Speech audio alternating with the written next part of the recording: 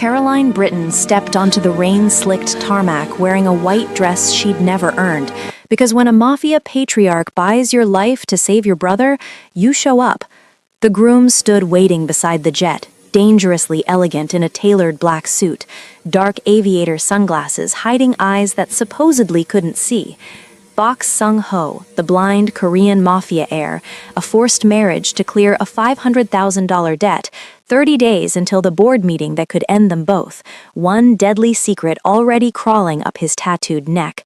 What happens when the invisible maid and the man pretending to be helpless start playing a game where one wrong move means death, and the family that wants him dethroned needs her buried beside him?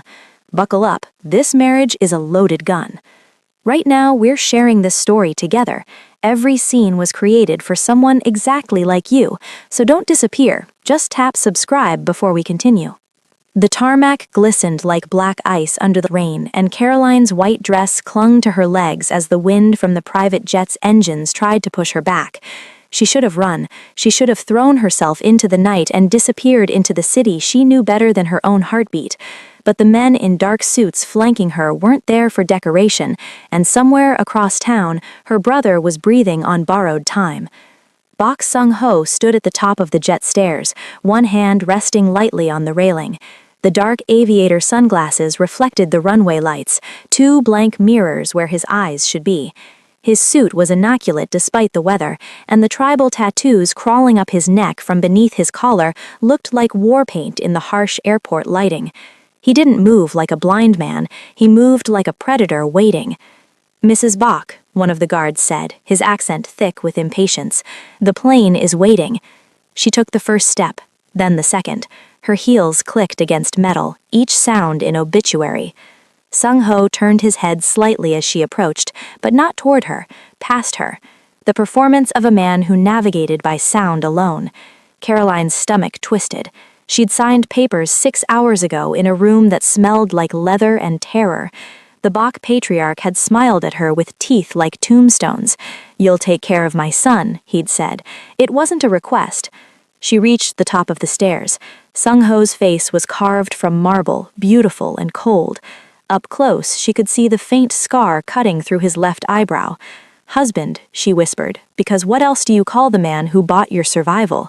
He didn't respond. The guard behind her cleared his throat, and she stepped past Sung-ho into the cabin. Leather seats, soft lighting, a cage dressed as luxury. The movement came from nowhere. A shadow detached from behind the cockpit door, metal flashing in a hand that moved too fast. Caroline's scream caught in her throat as the knife arced toward her face and stopped. Sung-ho's hand locked around the attacker's wrist with surgical precision, no hesitation, no fumbling. His head snapped toward the attacker with eyes that tracked every micro-expression, every shift of weight. The sunglasses slid down his nose as he twisted, and the knife clattered to the floor. The assassin's arm broke with a sound like wet kindling. The man crumpled, and Sung-ho released him without looking down. Instead, his gaze, sharp, focused, utterly seeing, found Caroline's face. Dark eyes that missed nothing, eyes that had been watching her since she stepped onto the tarmac. He reached up slowly and removed the sunglasses entirely, folding them with deliberate care. "Welcome to the family, wife," he said, his voice smooth and low and absolutely lethal. "Try not to die on the first night." The jet door slammed shut, the engines roared, and Caroline realized she hadn't married a disabled man who needed protection. She'd married a viper who'd been coiled in the dark, waiting for someone stupid enough to strike. 48 hours earlier, Caroline's world was smaller, brutal but simple. The marble floors of the Bok estate's east wing didn't clean themselves, and the housekeeper didn't tolerate excuses. Caroline's knees ached as she scrubbed at a wine stain some diplomat's wife had left near the grand staircase. Her phone buzzed in her apron pocket, once, twice, 7 times in rapid succession. She ignored it. Robert only called like that when the wolves were at the door.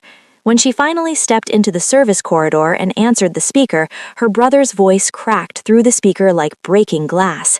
"They're here, Caro. They're in the apartment. They're saying they'll start with my hands." "How much?" She pressed her forehead against the cool wall, eyes closed. $500,000 USD. His voice dissolved into sobbing. I don't have it. I don't. Caro, I'm sorry. I'm so sorry. He'd been apologizing to her for 3 years, since their parents died, since the hospital bills and the funeral costs, and his stupid, desperate attempt to gamble them way out of debt. Caroline had dropped out of medical school to keep them housed and fed, and Robert kept digging the hole deeper. I'll figure it out, she lied, because what else could she say? She didn't have 500,000 naira, let alone dollars. She barely had 500 anything. The housekeeper found her 20 minutes later still standing in the corridor with her phone clutched in white-knuckled hands. The patriarch wants to see you, the woman said, her expression unreadable. Now. Caroline's blood turned to ice. Staff didn't get summoned to the patriarch's office unless they were being fired or deported. She followed the housekeeper through halls she'd only ever cleaned, past artwork worth more than her entire neighborhood, into a room that smelled like old money and older violence. Bak Dong-gun sat behind a desk made of wood so dark it looked like solidified night. He was 70 if he was a day, but his eyes were young with cruelty. A man in a suit stood beside him, a lawyer maybe, or an executioner in business casual. Caroline Britton, the patriarch said, her name strange in his accented English. You have a brother. It wasn't a question, she nodded anyway. And he owes a great deal of money to very impatient people. The old man steepled his fingers. I know this because I purchased his debt this morning. The floor dropped away. Her vision tunneled. You now work for me in 2 capacities, as a maid and as a solution to a family problem. He gestured to the lawyer, who slid a folder across the desk. My eldest son requires a wife, for political purposes. You are suitable. Caroline's hands shook as she opened the folder. A marriage contract, dense with legal language she couldn't process through the roaring in her ears. Suitable, she repeated numbly. Sung-ho is blind, Dong-gun said, and something flickered in his expression that might have been pity or contempt. He will not live long. There are those who wish to see the succession pass to more capable hands. You will marry him. You will appear at necessary functions. When he dies, you will have served your purpose. In exchange, your brother's debt is erased. She should have said no, should have run, should have fought. But Robert was 23 and stupid and alive, and these people could change that with a phone call. Caroline picked up the pen. Her signature looked like a scream. Sung-ho's wing of the compound was a study in controlled darkness. Heavy curtains blocked most of the natural light, and the few lamps that did burn were dimmed to near uselessness. Caroline stood in the doorway of what was now technically her bedroom, connected to his by a shared sitting room, and felt the weight of the space press against her lungs. You'll sleep there, Sung-ho said from somewhere behind her. She jumped. He moved silently, this man who supposedly couldn't see. I sleep through that door. Don't open it unless the house is on fire. She turned to face him. In the low light, his tattoos looked like they were moving, shadows crawling across his throat. The sunglasses were back in place. I'm supposed to help you, she said carefully. The patriarch said, I don't need help. His voice was flat. I need you to be seen with me. That's all. He moved across the sitting room toward his bedroom, and Caroline watched with growing unease. He didn't trail his fingers along the furniture, didn't count steps. He walked with the confidence of a man who knew exactly where everything was. When he reached the doorframe, he paused. There's staff if you need food. Don't leave the wing without telling me, and don't touch anything in my room. He disappeared through the door, closing it with a soft click that sounded like a cell locking. Caroline stood alone in the dim room and tried to remember how to breathe. The first night, she barely slept. Every sound was a potential threat. Footsteps in the hall, the creak of old wood settling, the distant hum of voices from other parts of the house. When dawn finally crept through the curtains, Caroline found Sung-ho already awake in the sitting room, dressed in dark slacks and a crisp white shirt, reading a book. No, not reading. His fingers traced the pages, moving across what she assumed was Braille. But his head was angled wrong, too high, like he was looking at something above the book rather than at it. "There's coffee," he said, without turning toward her.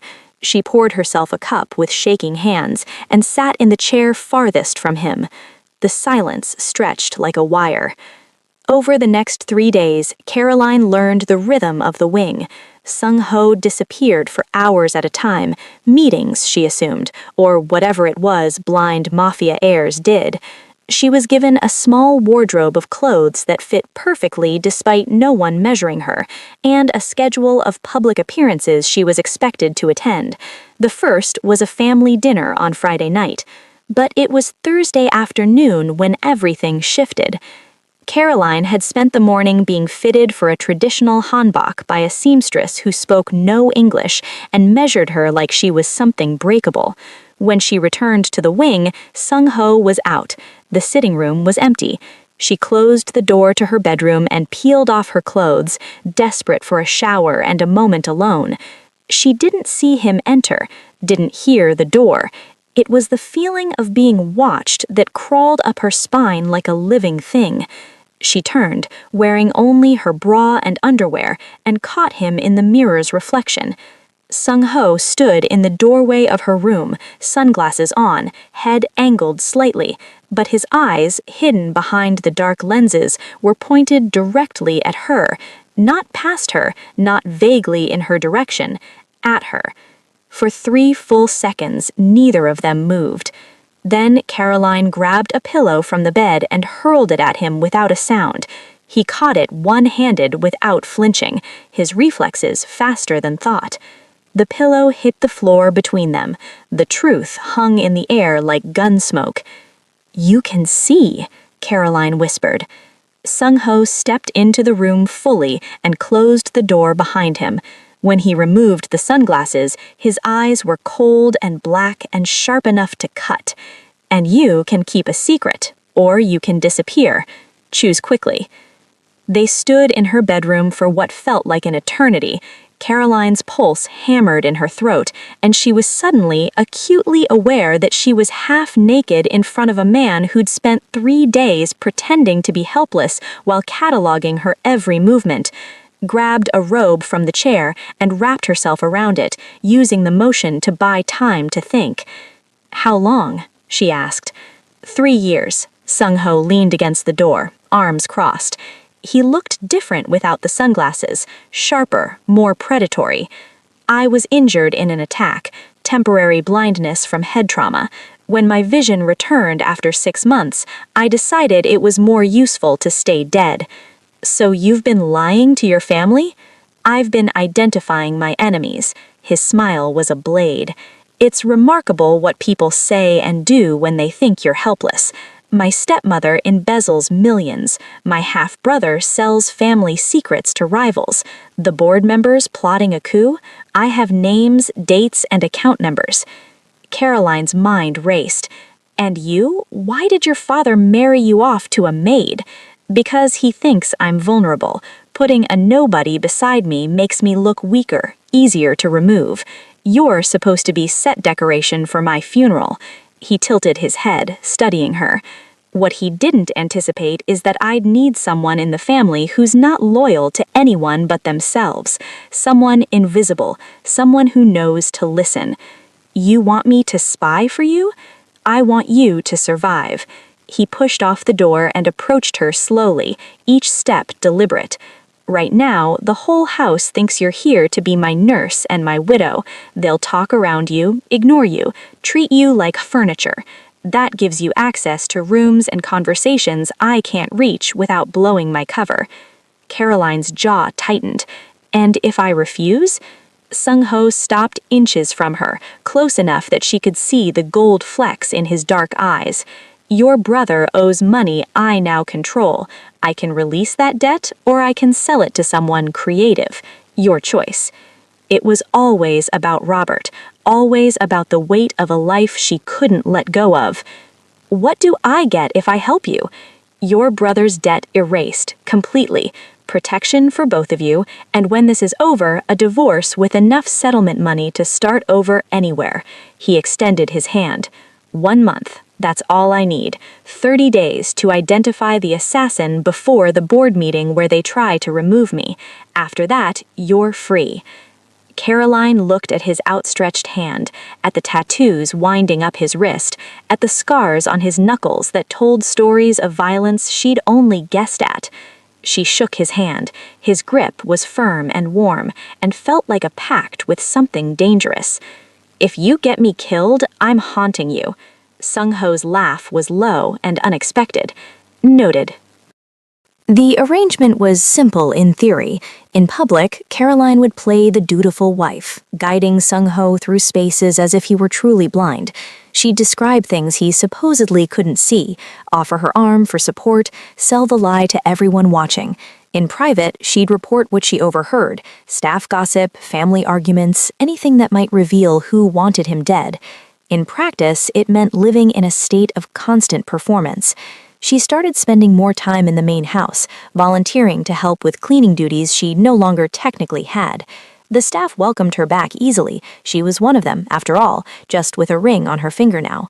Madame Choi, the stepmother, barely acknowledged her existence.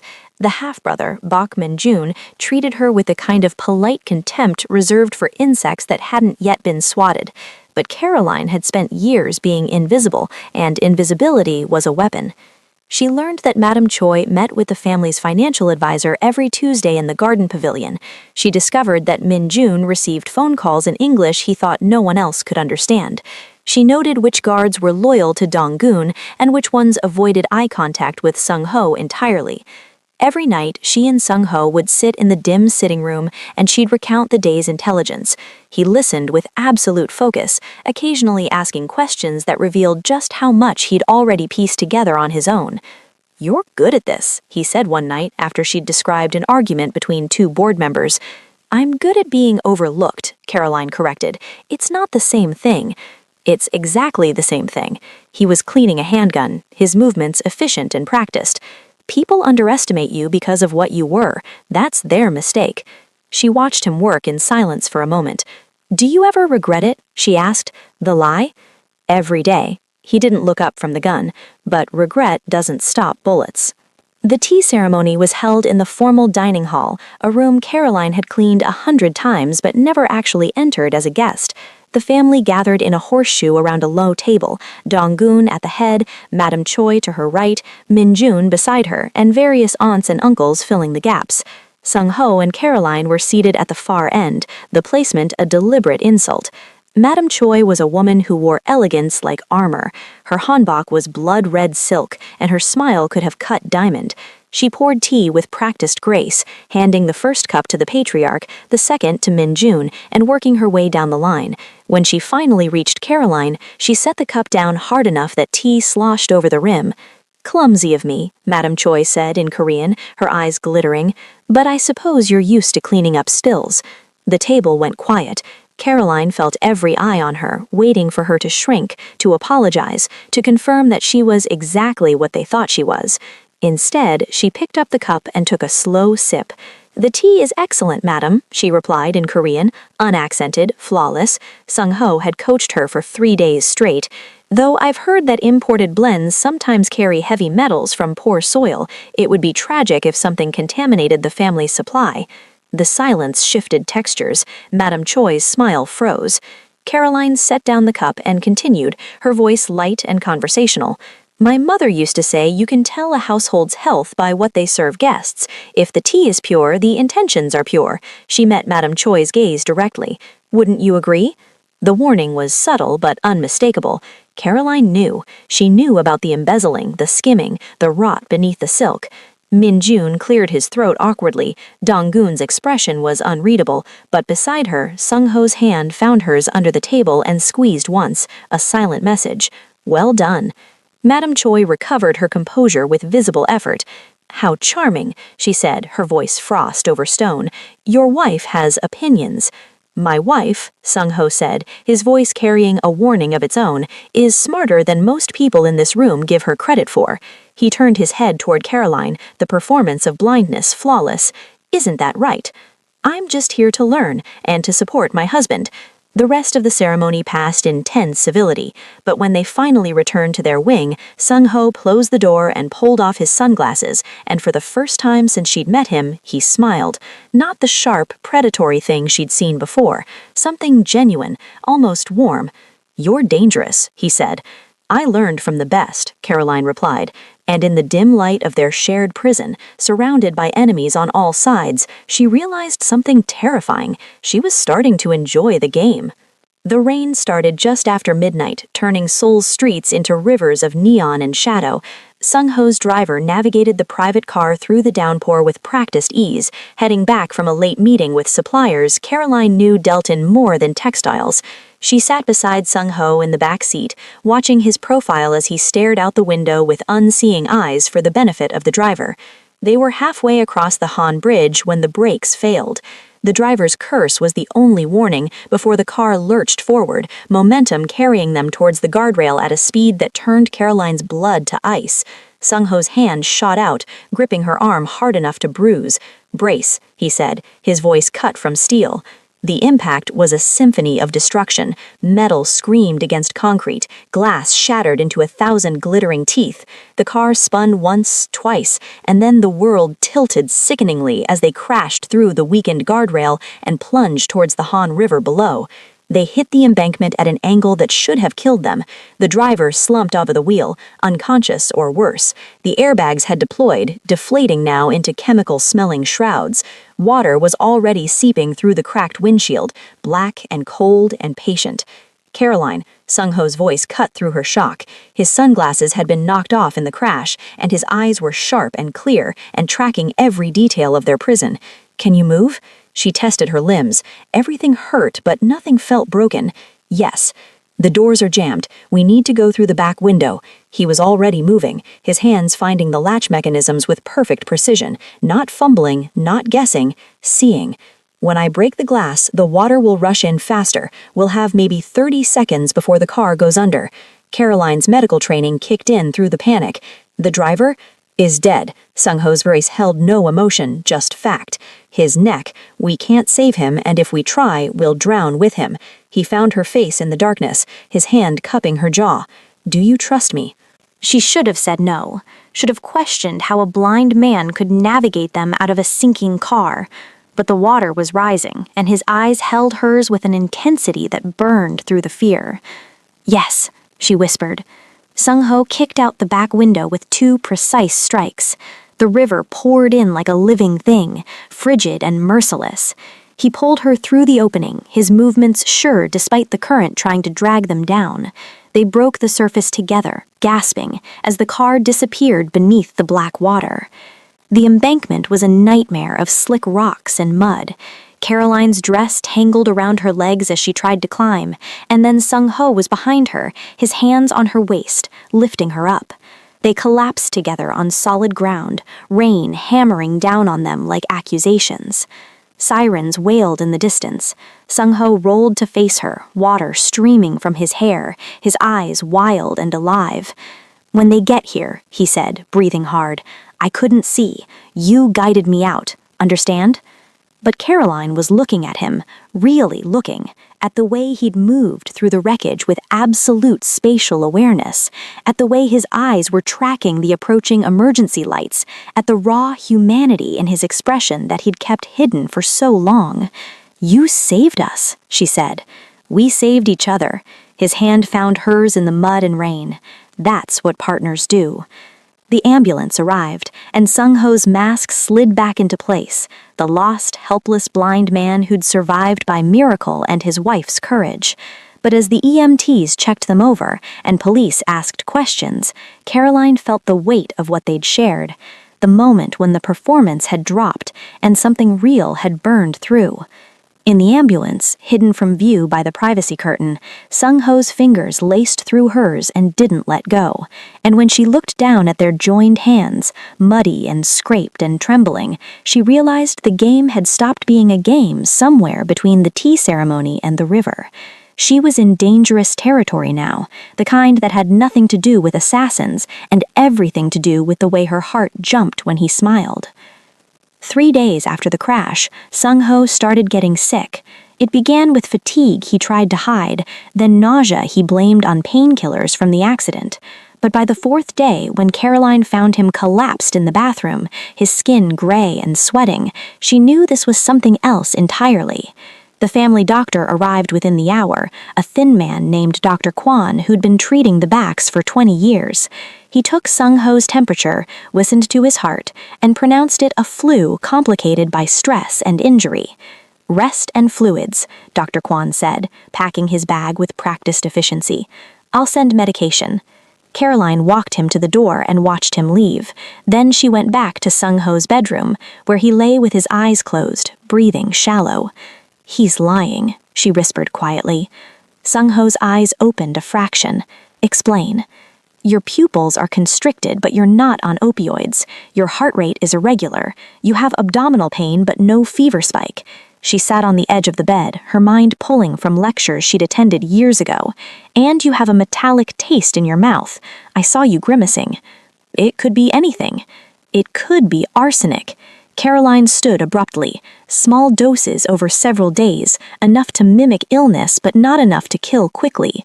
Whoever tampered with the car realized you survived, so they're trying a slower method. Sung-ho pushed himself up on his elbows, his face pale but his eyes sharp. "If you're right, and I go to a hospital, they'll ask questions, run tests. It could expose—" "I know."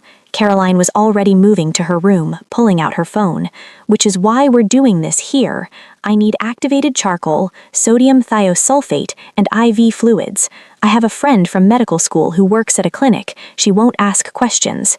"Caroline, don't argue with me." She turned to face him, her expression fierce. "I dropped out of medical school, but I was top of my class in toxicology. I know what I'm doing, and right now you don't have time to debate." For the first time since she'd met him, Sung-ho looked vulnerable, not because of the poison, but because he was choosing to trust her with his life. "Make the call," he said. The next 12 hours were a blur of controlled crisis. Caroline's friend arrived after midnight with supplies and a discretion born from too many years treating people who couldn't afford to be official. Caroline started the IV herself, her hands steady despite the fear clawing at her chest. She administered the antidotes in carefully calculated doses, monitoring Sung-ho's vitals with the kind of focus that left no doubt. Sung-ho watched her work through half-lid eyes, his voice rough. "Where did you study?" "University of Lagos Medical School, 2 years before I had to leave." She checked the IV flow rate. "My specialty was going to be emergency medicine." "Why did you leave?" "Because my parents died, and medical school doesn't pay the bills." She met his gaze. "Because sometimes you have to choose between your dreams and keeping your family alive. And you chose your brother. Every time." Caroline's throat tightened. "He's all I have left." Sung-ho's hand caught hers in the mud and rain. "You're wasted as a maid. You know that, right?" "I'm a lot of things I shouldn't be, including married to a man who fakes blindness and collects enemies like art." His laugh turned into a cough, but his eyes held hers with something that looked dangerously close to admiration. "Best decision I never made," he murmured. By dawn, the crisis had passed. Sung-ho's color improved, his breathing steadied, and the blood work Caroline ran with her friend's portable kit showed the arsenic levels dropping. When Dr. Kwan returned to check on his patient, Caroline met him at the door with a smile made of knives. "He's recovering beautifully," she said.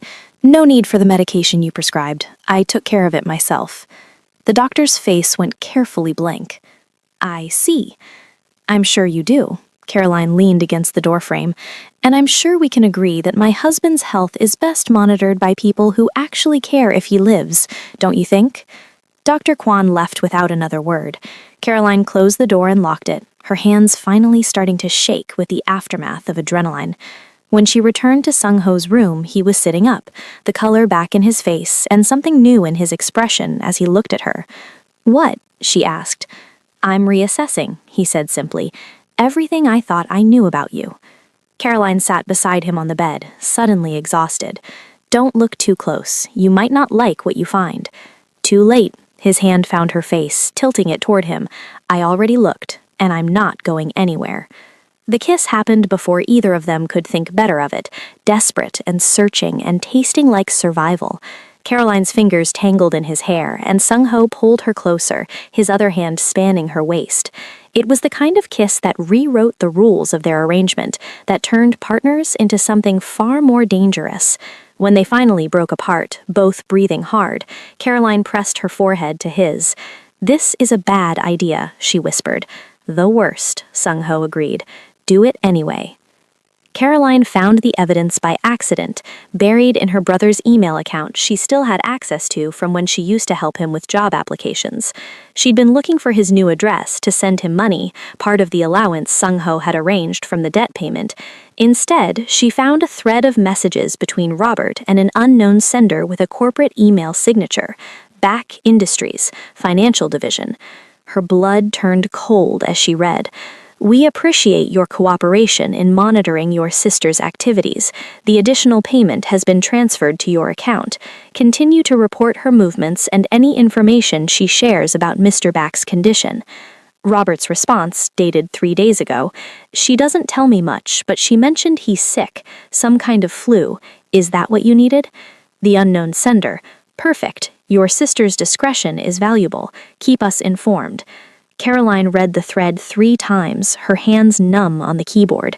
The payment amounts were staggering, more than the original debt.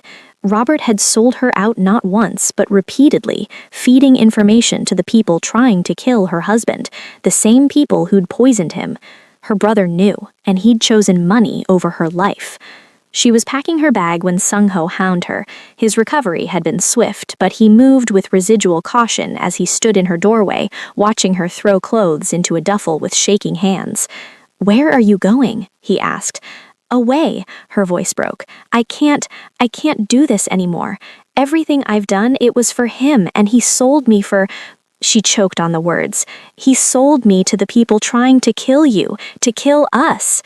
Sung-ho was across the room in 3 strides. He took the bag from her hands and set it down, then gripped her shoulders firmly. "Look at me."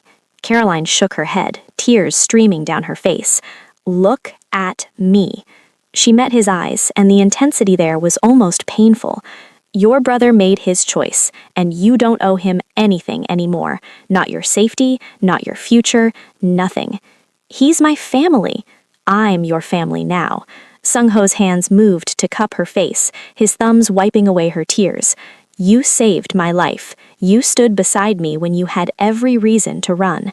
You're my wife, my partner, and the smartest person in this entire damn house, and I am not letting you walk away because of a man who never deserved your loyalty." Caroline's breath hitched. "What are you saying?"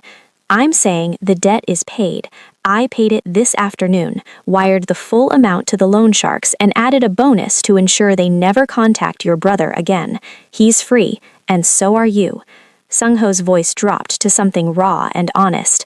"But I'm asking you to stay anyway. Not because of a contract or a deal. Stay because you want to. Stay because this thing between us is real, and we both know it. Sung-ho, I love you." The words came out fierce and certain. "I didn't plan to, I didn't want to, but I do. And if you walk out that door, I'm not going to stop you, but I'm also not going to pretend this was just business." Caroline stared at him, this dangerous man who'd let her see behind his mask, who trusted her with his secrets and his life. She thought about the tea ceremony, about the river, about the way he'd watched her save him with something like wonder in his eyes. She thought about how invisibility had kept her safe her whole life, and how terrifying it was to be seen. "I love you too, and I hate that I do." Sung-ho's smile was sharp and relieved and entirely genuine. "Hate it later." He kissed her like she was oxygen, like the month of restraint had finally shattered. Caroline kissed him back, pouring everything into it, the fear, the anger, the desperate, aching need to be wanted for exactly who she was. They stumbled toward the bed, shedding clothes between fevered kisses and whispered words that sounded like promises.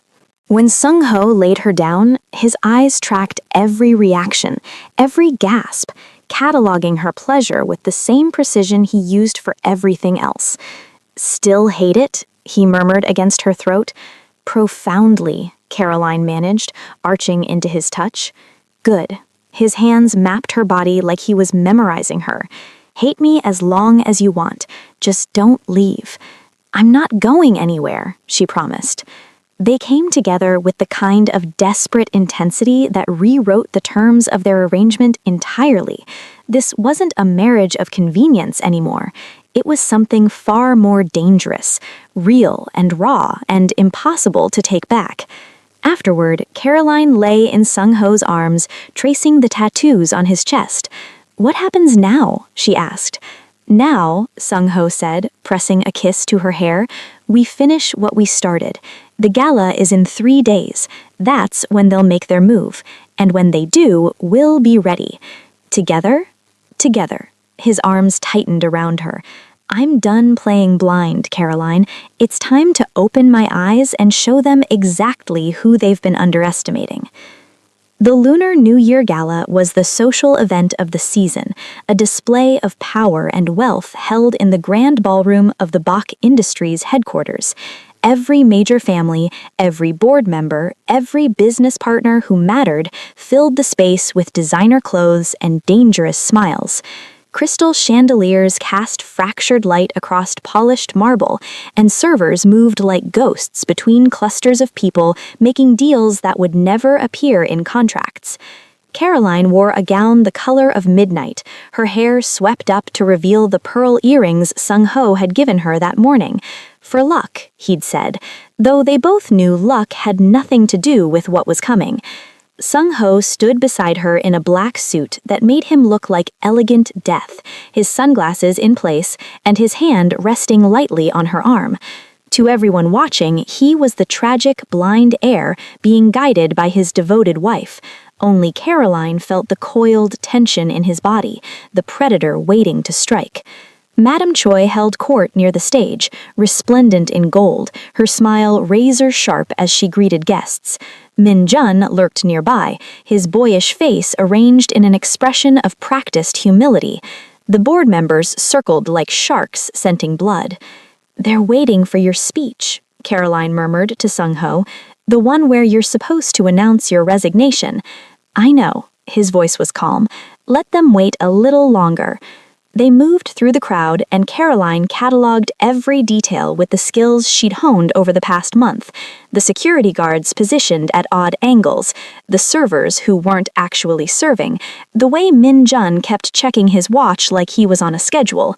"It's tonight. They're going to do it tonight. I'm counting on it." Sung-ho's hand squeezed hers briefly. "Stay close, and when I give the signal, get down." "What's the signal?" "You'll know." The lights dimmed for the speeches. Dong-gun took the stage first, his voice carrying across the ballroom as he spoke about tradition and legacy and the future of the family. Caroline barely heard it. She was watching Min Jun move toward the side entrance, watching Madame Choi nod to someone in the crowd, watching pieces fall into place like a bomb being armed. When Dong-gun called Sung-ho to the stage, the room fell silent. Sung-ho walked forward with measured steps, Caroline at his side. They climbed the stairs together, and when they reached the podium, he turned to face the crowd, a blind man about to surrender his birthright. Except he didn't. Instead, Sung-ho reached up and removed his sunglasses with deliberate care. His eyes swept across the ballroom, focused and sharp and seeing, cataloging every shocked face and guilty flinch. "I have a confession," he said, his voice carrying to every corner of the room. The room erupted. Gasps, shouts. Madame Choi's face went white. And then the doors burst open, and armed men poured into the ballroom. Not family security, but hired killers wearing servers' uniforms. Time fractured into slow motion. Someone screamed. Glass shattered. Caroline saw the red laser sight before anyone else, a dot tracking across the stage towards Sung-ho's chest. Her medical training kicked in. Assess, act, survive. She threw herself into him, knocking them both behind the podium as gunfire erupted. Chaos consumed the gala. Sung-ho moved with lethal precision, pulling a gun from underneath the podium where he'd stashed it earlier. He returned fire with perfect aim, no hesitation, no wasted motion. 2 attackers dropped before they could advance, but more were coming. Too many. Caroline spotted Min-jun near the side entrance, shouting orders into a phone. Not panicking, directing. "Sung-ho," she yelled over the gunfire, "it's your brother." Sung-ho's eyes tracked to Min-jun, and something cold and final settled over his expression. "Stay here," he commanded. Like hell, Caroline grabbed a fallen security guard's weapon. She'd never fired a gun in her life, but she understood anatomy. Center mass, breathe, squeeze. They fought their way across the ballroom together. Sung-ho moved like violence choreographed, and Caroline covered his blind spots, shouting warnings and taking shots that surprised her by actually landing. They were a unit, forged in the past month of secrets and survival. Min-jun saw them coming too late. He tried to run, but Sung-ho was faster. He caught his half-brother by the throat and slammed him against the wall hard enough to crack plaster. "Why?" Sung-ho demanded. Min-jun's boyish face twisted into something ugly. "Because it should have been mine, all of it, but father kept protecting you, the precious broken heir, and I was tired of waiting. So you tried to kill me?" "I tried to make you useful. A martyr is worth more than a cripple." Min-jun spat blood. "The car, the poison, all of it. You should have died. But that bitch you married kept interfering." Sung-ho's grip tightened. "That bitch is my wife, and she's worth 10 of you." Police sirens wailed outside. Real security forces poured into the ballroom, loyal ones Sung-ho had contacted days ago, preparing for exactly this scenario.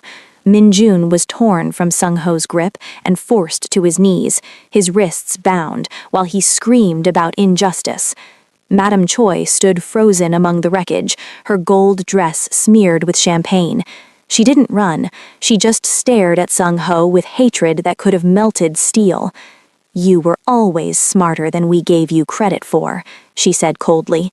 "I know, it's why you lost." The aftermath took hours: statements, arrests, medical attention for the wounded. Dong-gun sat in a corner, looking decades older, as he watched his wife and youngest son taken away in handcuffs. He met Sung-ho's eyes once across the destroyed ballroom, and something passed between them, not forgiveness, but understanding. The old man had bet on the wrong son, and they both knew it. By dawn, the board had convened in an emergency session. Caroline sat beside Sung-ho at the conference table, exhausted and still wearing her torn gown. She expected to be asked to leave. This was family business, dynasty politics that didn't concern a maid. Instead, Sung-ho stood and addressed the room with the authority of a man who'd earned his position in blood and survival. "Some of you participated in the coup," he said quietly. "Some of you knew and said nothing.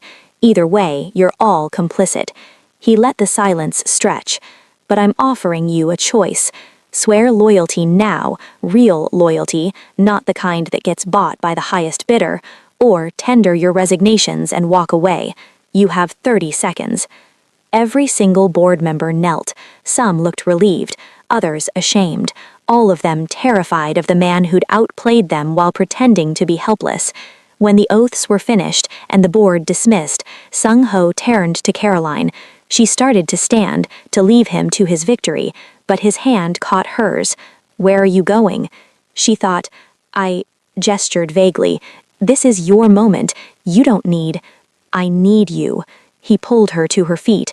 "I need everyone to know exactly who saved this empire, who stood beside me when everyone else wanted me dead, who's brilliant and brave and mine." He faced the remaining family members and executives. "This is Caroline Bach, my wife, my partner, and if anyone in this room or this company ever treats her as less than my equal again, I will personally ensure you regret it. Are we clear?" The room murmured agreement, shock written across every face. Sung-ho turned to Caroline, his eyes holding hers with an intensity that stole her breath.